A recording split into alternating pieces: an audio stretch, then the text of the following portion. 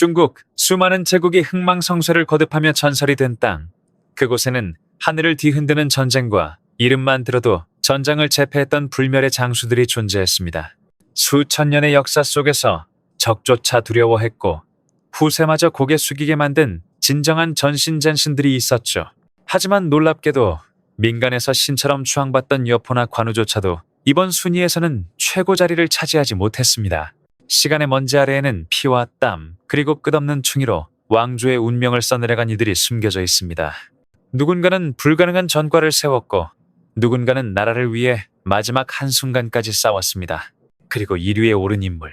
그는 대군이 아닌 단 한 권의 병법서로 인류 전쟁사의 흐름 자체를 바꿔놓았습니다. 지금부터 중국 역사상 가장 강력했던 12명의 전신들을 만나봅시다. 잊혀졌던 이름들이 다시금 빛을 되찾고 우리가 알던 영웅의 순위가 완전히 뒤집힐지도 모릅니다. 구독과 좋아요로 함께해주세요. 역사가 새롭게 깨어납니다. 10위. 조운 상산의 은빛 전신, 완전한 충의의 상징. 조운은 젊은 시절부터 전장을 누비며 이름을 알렸고 유비를 만나 평생 한 사람만을 위해 검을 들었다. 권세도 명예도 바라지 않았지만 그의 강직함과 뛰어난 무예 그리고 흔들리지 않는 의지는 모두의 존경을 받았다. 그의 전설적인 순간은 장판 전투였다. 유비의 군이 조조에게 패해 혼란에 빠졌을 때 조운은 백마를 타고 은빛 갑옷을 입은 채 창 하나로 수만 적군 속을 돌파하며 유비의 부인과 어린 아두를 구해냈다. 조조마저 이런 장수를 함부로 죽일 수 있겠는가라 감탄했다고 전해진다. 그러나 조운은 공을 자랑하지 않았다. 관우나 장비보다 낮은 지위에 있었지만 불평 한마디 없이 끝까지 유비를 지켰다. 그는 단순한 무장이 아니라 냉철한 전략가였다. 유비가 분노로 오나라를 공격하려 할 때 감정의 전쟁은 나라를 망친다며 반대했지만 받아들여지지 않았다. 결과는 그의 예견대로 이릉의 참패였다. 유비 사후에도 그는 제갈량과 함께 북벌의 선봉에 섰고 노년의 몸으로 끝까지 싸우다 한중에서 생을 마감했다. 평생 수많은 전장을 거치며 단 한 번도 명예를 더럽히지 않은 인물 조운. 그는 화려하진 않았지만 가장 믿을 수 있는 장수였다. 권력과 욕망에 흔들리지 않고 오직 충의로 살아간 완전한 영웅. 오늘날에도 사람들은 그를 은빛 갑옷을 두른 진정한 전신으로 기억한다. 11. 진괭 혼란의 시대를 가른 쌍추의 전신. 목숨으로 길을 연 영웅. 진괭은 난세 속에서 태어나 평생을 전장 위에서 살아간 사내였다. 젊은 시절부터 괴력을 자랑하며 거대한 쇠망치 2개, 쌍추를 들고 싸웠고 그가 나타나면 적의 진영은 순식간에 무너졌다. 피와 쇠가 뒤섞인 혼돈의 싸움 속 그는 언제나 맨 앞에서 돌격하며 적장의 목을 베었다. 사람들은 그를 싸움의 신이라 불렀다. 부패한 조정을 떠난 그는 마침내 이세민을 만나 진정한 재능을 펼쳤다. 낙양 전투에서 그는 단신으로 적진을 돌파해 왕세충의 군을 무너뜨리며 전세를 뒤집었다. 그날 이후 그의 이름은 두려움의 상징이자 용맹의 대명사가 되었다. 하지만 진괭의 위대함은 단지 힘이 아니라 의리에 있었다. 그는 공을 세워도 교만하지 않았고 권력 앞에서도 결코 고개 숙이지 않았다. 이러한 충성심 덕분에 그는 이세민의 신뢰를 받아 당나라의 24공신으로 이름을 남겼다. 그의 전설은 죽어서도 이어졌다. 지금도 중국의 수많은 집 대문 양쪽에는 문을 지키는 두 무장이 서 있는데 그중 오른쪽에 산에 두 망치를 든 전사, 바로 진괭이다. 사람들은 그가 귀신과 도둑까지 막아주는 수호신이라 믿었다. 비록 그는 전략가가 아니었지만 몸으로 싸우고 피로 역사를 바꾼 진짜 전사였다. 진괭 혼돈 속에서도 꺾이지 않은 남자. 그의 쌍추는 오늘도 용기의 상징으로 울리고 있다. 10. 관우, 천추의 길이 남은 무의 상징, 의리의 화신. 삼국시대 수많은 장수들 중에서도 신으로 추앙받은 인물은 단 한 사람뿐이었다. 바로 무성리라 불린 관우, 자는 운장. 그의 이름은 이미 역사를 넘어 의리와 충성의 상징으로 남았다. 젊은 시절부터 비범한 풍모와 강인한 무력을 지녔던 그는 유비 장비와 함께 복숭아밭에서 결의하여 형제의 의를 맺었다. 생사를 함께하자는 그 약속은 훗날 수많은 전장에서 관우를 움직이는 힘이 되었다. 그는 청룡오늘도 한 자루로 수만의 적을 베어내며 백마전투에서 조조의 명장엄량을 단 1합에 베어 넘기고 이어 문추까지 쓰러뜨렸다. 이때부터 관운장이라는 이름은 조조조차 두려워한 전장의 공포였다. 하지만 관우의 진정한 위대함은 무력보다 의리와 절개에 있었다. 조조가 후한을 베풀며 그를 대우했지만 유비의 소식을 듣자마자 그는 모든 자기를 버리고 일필서이비수를 남긴 채 천리를 달려 형에게로 돌아갔다.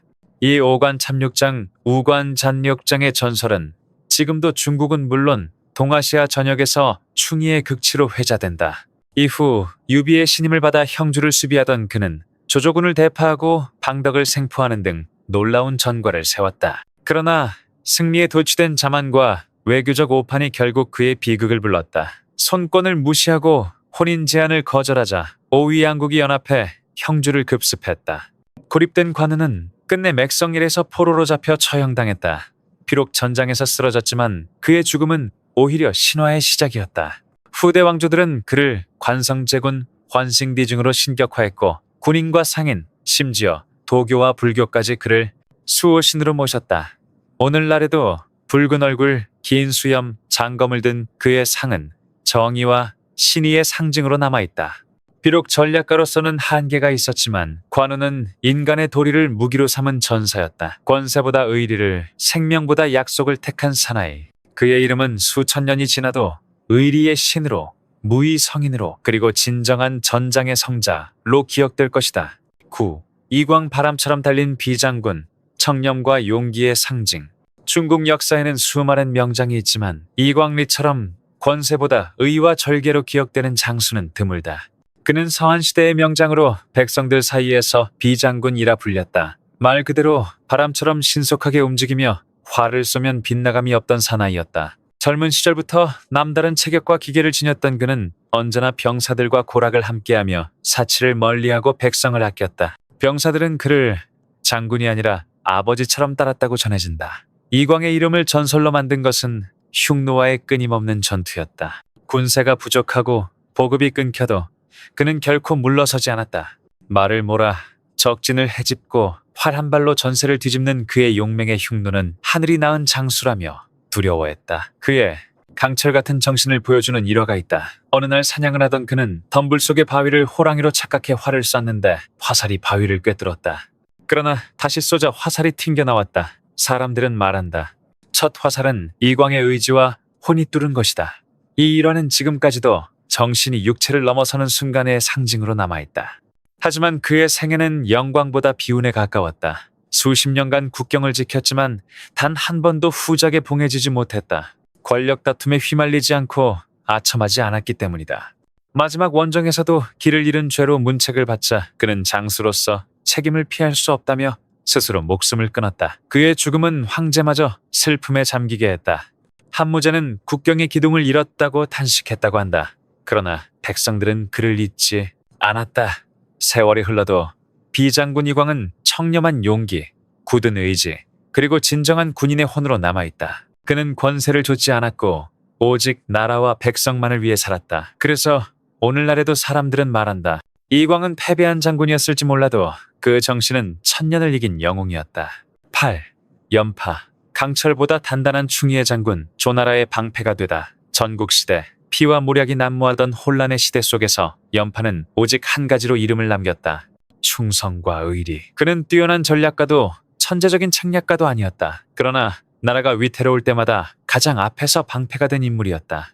연파는 조나라의 장군으로 한평생 국경을 지키며 진나라의 침공을 막아냈다. 그가 세운 성벽과 진지는 쇠벽 TV라 불릴 만큼 견고했고 그의 군대는 한 발짝도 물러서지 않았다. 전세가 불리해도 그는 끝까지 싸워 조나라의 존엄을 지켰다. 하지만 진나라의 모략은 그의 충성을 꺾었다. 진은 연파가 늙고 겁이 많다는 거짓 소문을 퍼뜨렸고 조나라 왕은 이를 믿고 그를 해임했다. 대신 젊고 미숙한 장수를 임명한 결과 조나라는 참혹한 패배를 당했고 수십만 명의 병사가 전장에서 사라졌다. 뒤늦게 잘못을 깨달은 왕이 연파를 다시 불렀지만 그는 분노 대신 침묵을 택했다. 오히려 스스로 죄를 느끼며 가시로 만든 채찍을 들고 국문 앞에서 머리를 숙였다. 나라가 위태로운데 신하가 감정에 휘둘릴 수 없습니다. 그의 그 한마디는 지금까지도 진정한 충성의 상징으로 남아있다. 연파의 전술은 화려하지 않았다. 그러나 그는 병사와 함께 먹고 자며 끝까지 함께 싸웠다. 사치를 멀리하고 공을 세워도 자만하지 않았다. 부하들은 그를 두려워하지 않았고 존경했다. 그가 말하길 장군은 명령하는 자가 아니라 함께 죽는 자다. 세월이 흘러도 사람들은 그를 기억한다. 그는 승리보다 책임, 명예보다 충성을 택한 장수였다. 연파나라를 지킨 강철의 방패, 그리고 끝까지 굽히지 않은 마음의 성벽. 7. 위청 항상 이긴 장군 북방을 지켜낸 한나라의 전설적인 전사. 중국 역사에서 북방의 국경을 지켜낸 전쟁의 신을 꼽는다면 가장 먼저 떠오르는 이름이 바로 위청이다. 그는 한무제 시절 나라의 운명을 짊어진 명장이자 평생 단 한 번도 패하지 않은 상승장군, 항상 이기는 장군으로 불렸다. 젊은 시절 그는 가난한 집안 출신으로 우연히 누이 위자부가 황후로 책봉되면서 궁정에 들어가게 되었다. 그러나 위청이 얻은 모든 명예는 혈연이 아닌 순수한 실력과 충성심으로 쌓은 것이었다. 그는 한나라가 흉노의 침략에 시달리던 시대에 등장했다. 모두가 두려워하던 적 앞에서 위청은 정면으로 맞섰고 방어에 머물던 한군을 공세의 군대로 바꾸었다.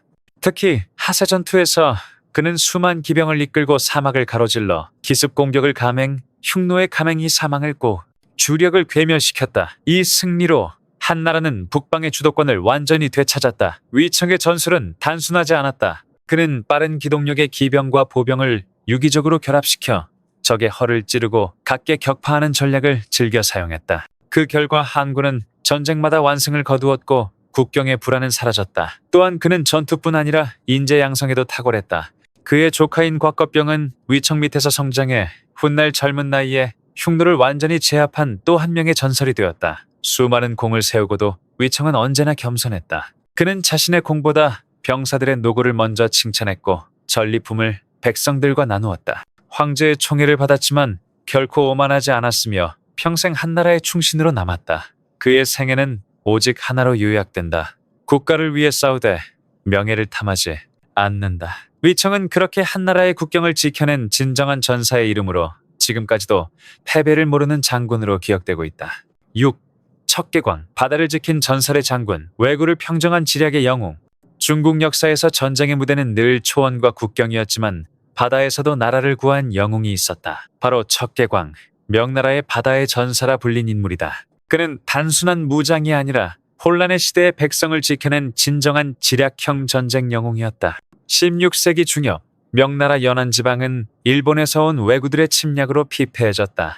바다를 건너온 해적들은 마을을 불태우고 백성을 약탈했지만 조정은 무능했고 군대는 훈련조차 되어 있지 않았다. 그런 절망적인 상황 속에서 척계광은 등장했다.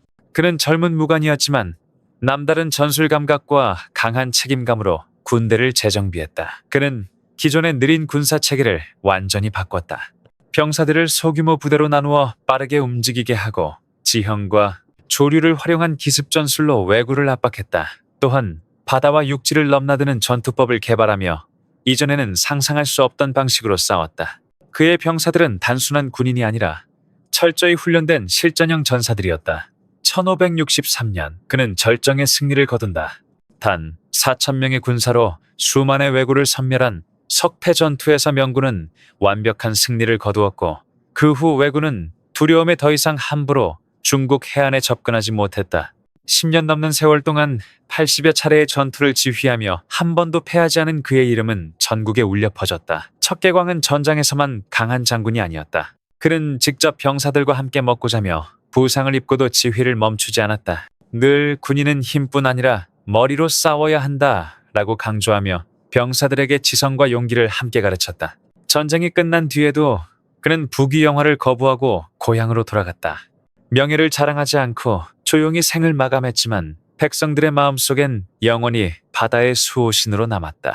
오늘날에도 척계광은 중국에서 나라를 위해 싸운 가장 깨끗한 영웅으로 기억된다. 그의 이름은 권력보다 양심을, 승리보다 백성을 택한 한 장군의 상징으로 남아있다. 5. 한신 패배를 모르는 병법의 신, 한나라의 기초를 세운 천재 전략가. 중국의 수많은 전쟁 영웅 중에서도 한신은 특별한 존재다. 그는 귀족도 아니었고 타고난 무력도 강하지 않았다. 하지만 놀라운 전술 감각과 냉철한 판단력, 그리고 끝없는 인내심으로 역사의 판도를 바꾼 인물이다. 한나라의 창업자 유방이 천하를 통일할 수 있었던 것도 바로 이 한신의 존재 덕분이었다. 가난한 집안에서 태어난 그는 젊은 시절 온갖 멸시와 굴욕을 겪으며 살아야 했다. 그러나 그 모든 치욕을 참고 견디며 언젠가 세상을 바꾸겠다는 뜻을 품었다. 그런 그의 재능을 알아본 이는 유방의 책사들이었고 결국 한신은 기회를 잡았다. 군권을 쥔 한신은 놀라운 속도로 전장을 제압했다.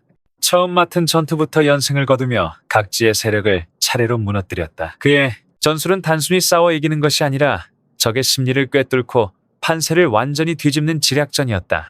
위기 속에서도 냉정을 잃지 않고 작은 병력으로 거대한 군세를 무너뜨리는 그의 전술은 이후에도 교과서처럼 전해졌다. 그의 절정은 초나라의 영웅 항우를 무너뜨린 최후의 결전이었다. 한신은 전면전이 아닌 심리전을 택했다. 전장을 네 방향으로 포위한 뒤 한나라군에게 초나라의 노래를 부르게 해 적의 향수를 자극했다. 전의를 잃은 항우의 군대는 무너졌고 결국 항우는 스스로 목숨을 끊었다. 그날 이후 천하는 한나라의 것이 되었다. 하지만 승리의 순간은 곧 불행의 시작이었다. 유방은 한신의 재능을 존중하면서도 동시에 두려워했다. 그가 너무 강하고 너무 많은 이들의 존경을 받고 있었기 때문이다. 결국 한신은 권력을 하나씩 빼앗기고 끝내 모략에 걸려 생을 마감했다. 아무런 변명도 마지막 인사도 남기지 못한 채였다. 한신은 패배하지 않았지만 권력의 불신 앞에서는 이길 수 없었다. 그러나 그의 이름은 천년이 지나도 빛을 잃지 않았다. 전쟁의 신, 병법의 화신이라 불리며 그의 전략은 지금까지도 연구되고 있다. 그의 삶은 이렇게 말한다. 진정한 강자는 검을 휘두르는 사람이 아니라 때를 기다릴 줄 아는 사람이다. 4. 악비 천년이 지나도 잊히지 않는 충의의 화신, 중국이 가장 애도한 장수. 혹 거병이 젊음의 불꽃처럼 순식간에 타오른 전쟁 영웅이라면 악비는 꺼지지 않는 충성과 정의의 상징이었다. 800년이 넘는 세월이 흘렀지만 그의 이름은 여전히 중국인들의 가슴속에서 꺼지지 않는 불빛처럼 빛나고 있다.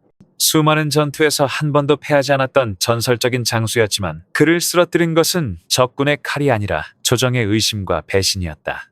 그의 인생은 눈물과 비탄으로 물든 장대한 서사시였다. 1103년에 태어난 악비는 나라가 남북으로 갈라지고 금나라의 침공으로 황제가 포로가 되는 참혹한 시대를 살았다. 평범한 농가의 아들로 태어났지만 나라가 위기에 처하자 스스로 칼을 들고 전장에 나섰다. 평범한 병사로 시작한 그는 탁월한 지휘력과 강철 같은 의지로 남송의 영웅이 되었고 결국 모두가 존경하는 장군으로 자리 잡았다. 악비가 이끈 악가군은 중국 역사상 가장 강인한 군대 중 하나로 철저한 규율과 불굴의 충성심으로 유명했다. 그들은 백성의 밭을 밟지 않았고 강물을 흐리게 하지 않았다고 전해진다. 악비의 군대가 지나간 자리는 언제나 질서와 평화가 남았다. 그는 전쟁의 천재이자 시를 읊는 문인이었고 무엇보다 나라를 향한 절대적인 충성심으로 빛났다. 그의 등에 새겨진 네 글자 충성을 다해 나라에 보답하리는 평생의 신념이었다. 최고 사령관이 된 후에도 사치와 권세를 멀리하고 오직 금나라를 물리쳐 중원을 되찾겠다는 목표에 모든 것을 바쳤다. 그의 가장 눈부신 순간은 금나라를 몰아내고 잃어버린 성들을 되찾던 반격 작전이었다. 그는 이미 개봉까지 불과 며칠 거리까지 진격해 포로로 잡힌 황제를 구출할 기회를 눈앞에 두고 있었다. 그러나 그때 조정은 황급히 12기의 황금 명령을 내려 그를 소환했다. 이유는 단 하나였다. 권력자들이 그가 승리할까 두려워했기 때문이다. 평화를 명분으로 한 그들의 결정은 수많은 병사의 희생을 헛되이 만들었다. 결국 악비는 체포되어 모함을 받고 억울하게 옥중에서 생을 마쳤다. 겨우 39살이었다. 그의 죽음은 백성들의 마음에 깊은 상처를 남겼고 사람들은 오랫동안 이렇게 말했다. 하늘은 진우의 죄를 용서하지 않고 백성은 악비를 잊지 않는다. 그가 세상을 떠난 후에도 사람들은 곳곳에 사당을 세워 그의 넋을 기렸다. 탕저우의 악비묘 앞에는 무릎을 꿇은 진해와 그의 아내의 동상이 세워져 있는데 이는 천년이 지나도 사라지지 않는 정의의 상징이 되었다. 악비는 단순한 장군이 아니었다. 그는 문학과 무예에도 뛰어나 자신의 부대를 위해 실제 전투용 무술인 악가권을 창시했다. 또한 그의 시 만강홍은 오늘날까지도 불멸의 애국시로 전해지며 이 구절은 지금도 많은 이들의 가슴을 울린다. 피는 아직 마르지 않았건만 어찌 이 치욕을 참으랴. 악비, 그는 싸움의 신이기 전에 끝까지 나라를 위해 살다간 진정한 인간이었다. 3. 곽겁병. 23세 생을 마감한 청년 전쟁의 신. 패배를 몰랐던 천재장수. 중국의 수천 년 역사 속에는 수많은 명장이 있었지만 젊음과 천재성 그리고 완벽한 승리를 동시에 가진 이는 단 한 사람 곽겁병뿐이었다. 그는 하늘이 내린 소년 장수이자 단 한 번도 패하지 않았던 전쟁의 신이었다. 짧은 생애는 유성처럼 스쳐갔지만 그가 남긴 빛은 천년이 지나도 사라지지 않았다. 곽거병은 한나라 무제시대 제국의 전성기 속에서 태어났다. 어릴 적부터 말타기와 활쏘기에 능했고 머리가 비상했다.